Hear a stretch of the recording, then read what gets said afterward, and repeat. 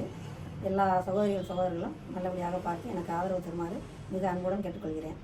எனக்கு சமையலும் நான்வெஜ் சமையலும் அதிகமாக செய்வேன், வெஜ்ஜும் நல்லா செய்வேன். டயாபெட்டிஸ்களுக்கு என்னென்ன பொடிகள் சமையல் எல்லாமே எனக்கு தெரியும். எல்லாமே சேனலில் போடுவேன். அனைவரும் இதை கலந்து கொண்டு மக்கள் எனக்கு ஆதரவு அளிக்குமாறு அன்புடன் கேட்டுக்கொள்கிறேன். முதல் ஆரம்பிக்கிறதுனால பால் கொழுக்கட்டை ஸ்வீட்டாக ஆரம்பிக்கிறேன். ஏன்னா அது டயாபெட்டிஸுக்கு சொல்லணும்னு சொன்னாங்களே, என்ன ஸ்வீட் போடுறாங்கன்னு நினைக்காதீங்க. ஃபஸ்ட்டு ஆரம்பிக்கிறதுனால பால் கொழுக்கட்டை செஞ்சுட்டு அடுத்தடுத்து டெய்லி 11 மணிக்கு டயாபெட்டிஸுக்கு என்னென்ன சூப் கொடுக்கணும், என்னென்ன சாப்பாடு உணவுகள் கொடுக்கணும் எல்லாமே நான் செய்கிறேன். முதல் 1 கப் பச்சரிசி மாவு. பால் கொழுக்கட்டைக்கு தேவையான பொருட்கள்ப்பா: 1 கப் பச்சரிசி மாவு, 1/4 ஸ்பூன் தூள் உப்பு போடணும், கல் உப்பு போடக்கூடாது. நைஸ் உப்பு போட்டு தண்ணியை நல்லா கொதிக்க வச்சுட்டு போடணும். ஒரே நேரத்தில் எல்லாத்தையும் போடாதீங்க, கொஞ்சம் கொஞ்சமாக போட்டிங்கன்னாத்தையும் அது கொதித்து வெந்து மேலே வரும்போது தான் இது வெந்துருச்சுன்னு அடையாளம் வரும். அப்புறம் நம்ம மற்றதையும் போடணும். ஒரே நேரத்தில் போட்டால் எல்லாமே வேகாமல் ஒன்றோட ஒன்றா பின்னிக்கிறோம். அதனால் கொதித்து வந்த உடனே போடுங்கப்பா. எல்லாமே மேலே வந்து கொதித்து வெந்துடும்.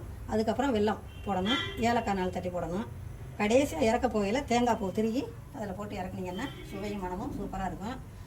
குழந்தைகளுக்கும் ஸ்நாக்ஸுக்கு ஸ்கூல்லேருந்து வந்தோடனே பசங்களுக்கு கொடுக்கவும் நல்லாயிருக்கும். கெஸ்ட்டுக்கு வந்தாலும் டக்குன்னு இதை ஈஸியாக செஞ்சு அவங்களுக்கும் கொடுத்தோம்னா அவங்களும் இது பாரம்பரியமான உணவுன்னு சொல்லி சாப்பிடுவாங்க. நம்ம ஹோட்டலில் சாப்பிட்றதுக்கு இது எவ்வளவோ மேல்ப்பா. அதனால் இதை செஞ்சு எல்லோரும் சாப்பிட்டு நலமுடன் வாழ வேண்டும்.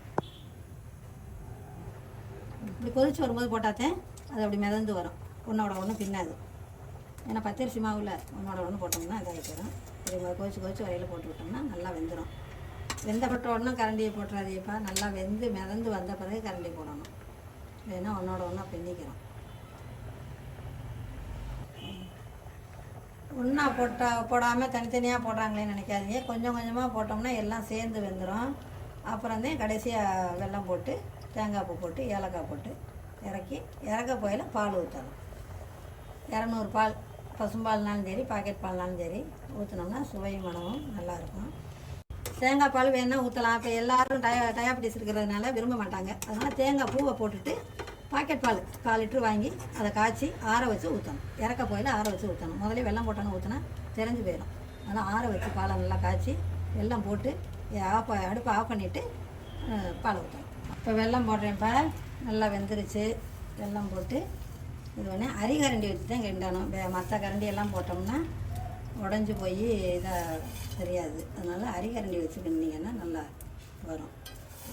200 வெல்லம், 4 ஏலக்காய். 1 கப் மாவுக்கு 200 வெல்லம், ஒரு 4 ஏலக்காய் போட்டு 1/4 லிட்டர் பால். அப்புறம் ஊற்றி அகலமான பாத்திரம்னா கிண்டுறதுக்கு வேகிறதுக்கு எல்லாத்துக்கும் இலகுவாக இருக்கும். வெல்லம் போடுறதுக்கு எல்லாம். சின்ன பாத்திரமாக இருந்தால் அடி பிடிக்கும். அதனால் கனமான பாத்திரம், அடிக்கணமான பாத்திரமாக இப்படி அகண்ட பாத்திரமாக இருந்தால் ரொம்ப நல்லாயிருக்கும். கப்புன்னு சொன்னாங்களே, அளவு தெரியாமல் இருக்கே, எப்படி எந்த கப்பில் போடுறதுன்னு யோசிக்காதீங்க. இந்த 1 கப்புன்னா இந்த அரைக்காப்படி உலக்குப்பா.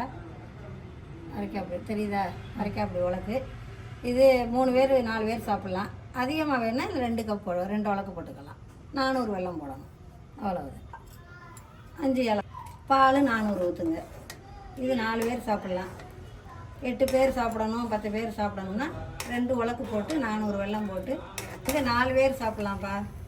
8 பேர் சாப்பிடணும், 10 பேர் சாப்பிடணும்னா இதில் 2 உலக்கு போடணும், 400 வெல்லம் போடணும், 8 ஏலக்காய், அரை மூடி தேங்காய் பூ. இப்போ இதில் வந்து 1/4 மூடி தான் தேங்காய் பூ வச்சுருக்கேன்.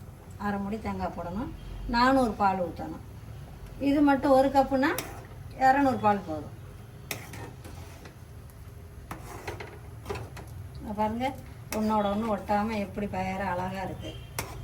எல்லாம் ஒன்றா போட்டோம்னா இதாயிரும். பாத்திரமாக அகண்ட பாத்திரமாக இருந்தால் தான் ரொம்ப நல்லாயிருக்கும். சின்ன பாத்திரமாக வச்சோம்னா ஒன்றோட ஒன்று பின்னிக்கிட்டு இந்த மாதிரி உதிரியாக வராது, டேஸ்ட்டும் இருக்காது. இந்த மாதிரி இருந்தால் தான் நல்லா ஆற நல்லாயிருக்கும். பேருக்கு ஜீனி பிடிக்கும். ஜீனி போடுறவங்களுக்கு ஜீனி போடலாம். டயாபெட்டிஸ் இருக்கிறதுனால வெல்லம் போடுறது உடம்புக்கு நல்லது, எந்த தீங்கும் வராது. அதனால் வெல்லம் சேர்க்குறது ரொம்ப மென்மையாக இருக்குங்க.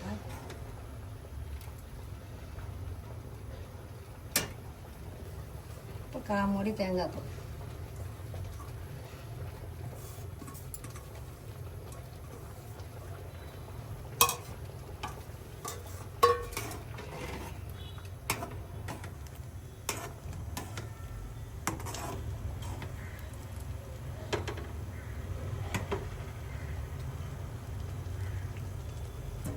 அவ்வளோதான். இப்போ இதோட ஆஃப் பண்ணிவிட்டு, அடுப்பை ஆஃப் பண்ணிவிட்டு ஒரு 10 நிமிஷம் அப்படியே மூடி வச்சிடணும்.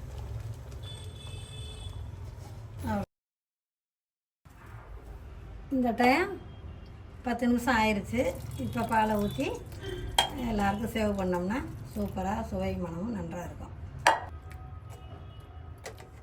சூட்டோடு ஊற்றாமல் ஆற வச்சு ஊற்றினோம்னா நல்லாயிருக்கும்.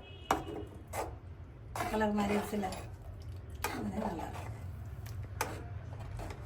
இது ஒரு பவுலில் எல்லாருக்கும் எடுத்து ஸ்பூன் போட்டு கொடுத்தாங்கன்னா சூப்பராக இருக்கும்.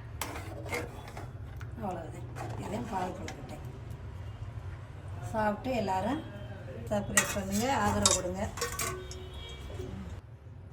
தயார் பண்ணும்போது அந்த கரண்டி அரிகரண்டி போடணும்ப்பா.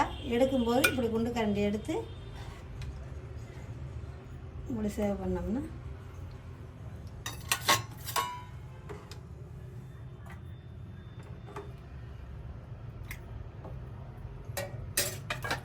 ஸ்பூனை போட்டு கொடுத்தோம்னா பசங்க நல்லா சாப்பிடுவாங்க.